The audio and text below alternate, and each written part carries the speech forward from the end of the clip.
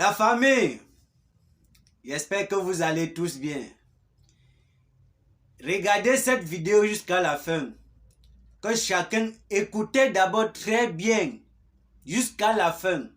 Que chacun essaie de donner son avis en commentaire. Écoutons. Ça, ce sont 22 bronzes volés par l'armée britannique à la fin du 19e siècle. En décembre, l'Allemagne les a restitués au Nigeria après des années de négociations. D'autres pays d'Afrique ont également demandé la restitution de ces œuvres d'art pillées pendant l'époque coloniale. On estime que 90% du patrimoine matériel de l'Afrique serait conservé en Europe.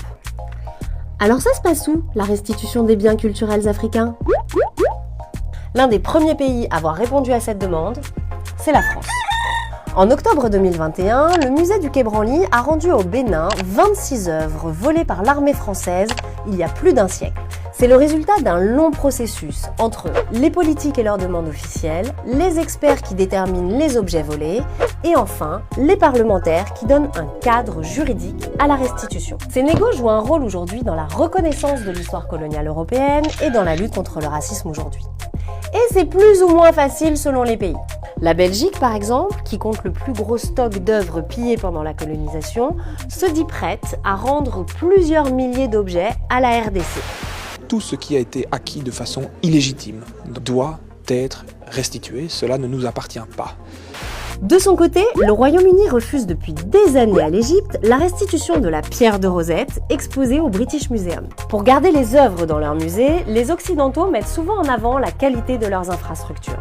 Et toi, t'as un avis sur la question? Voilà. C'est-à-dire que quoi, la famille, à l'époque, quand ces gens-là venaient chez nous, d'abord, ils n'avaient pas besoin du passeport, ni besoin du visa, ni besoin de l'accord de qui que ce soit. Et quand ils sont arrivés chez nous, qu'est-ce qu'ils ont fait? Ils ont plié toutes nos richesses. Les statuettes que vous voyez là, ils ont dit que c'était le diable, qu'on adorait le diable. Hein? Vous avez bien écouté que c'est pas bien. Et en retour, ils ont arraché tout ça de force. Ils sont rentrés chez eux avec.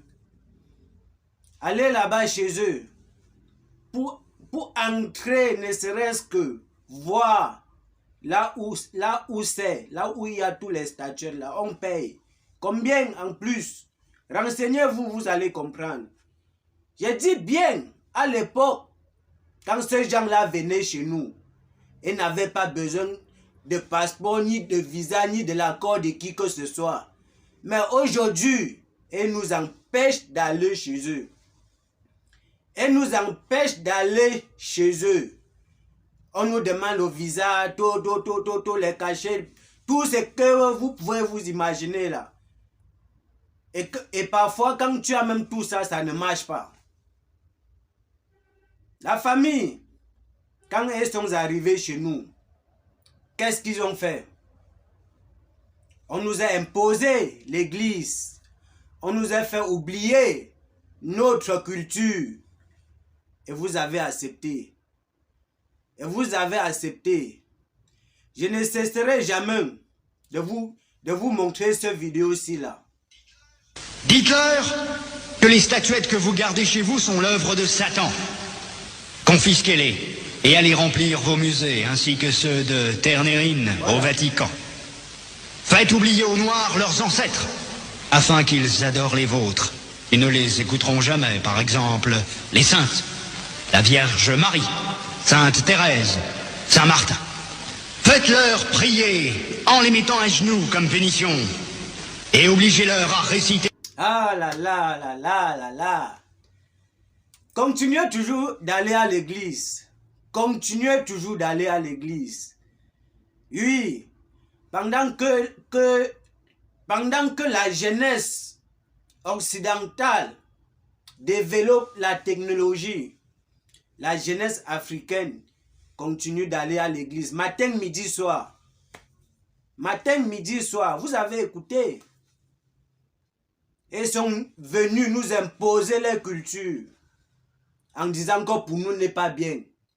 Et nous, on a applaudi. Et nous, on a applaudi. Réfléchissons. Réfléchissons. J'ai dit, celui qui se lève chaque jour, il part travailler. Celui qui se lève chaque jour, il part à l'église. Celui qui part travailler va gagner plus que celui qui part à l'église. Oui, c'est la vérité. Continuez toujours à dire, j'attends le miracle de Dieu. J'ai toujours dit, il n'y a pas de miracle qui tient. Chacun fournit toujours de ses efforts pour avoir son pain quotidien. On ne vous demande pas de ne pas croire en Dieu. Il faut croire en Dieu, mais Dieu est dans le cœur de tout un chacun. On n'est pas obligé d'aller à l'église pour connaître qu'on adore Dieu. Non. Non. Et je dis bien ceci, pendant que chez nous, en Afrique, on part à l'église, chez eux, la jeunesse développe la technologie. J'ai toujours dit ça. L'homme que vous adorez, l'homme que vous avez ses photos partout dans vos maisons là, il est comme toi et moi, c'est quelqu'un comme toi et moi qui avait tourné son film de Jésus de Nazareth. Il est là chez lui, hein, à Londres. Il mange ses millions, ses milliards tous les jours. Pendant que vous êtes là chez vous, vous adorez ces photos. Vous attendez, vous avez l'espoir qu'il vienne un jour avec son miracle, vous sortir de la misère. Sauf le travail qui paye. C'est ton travail qui doit te faire sortir de la misère. Il n'y a pas de miracle qui tient. À bon entendeur,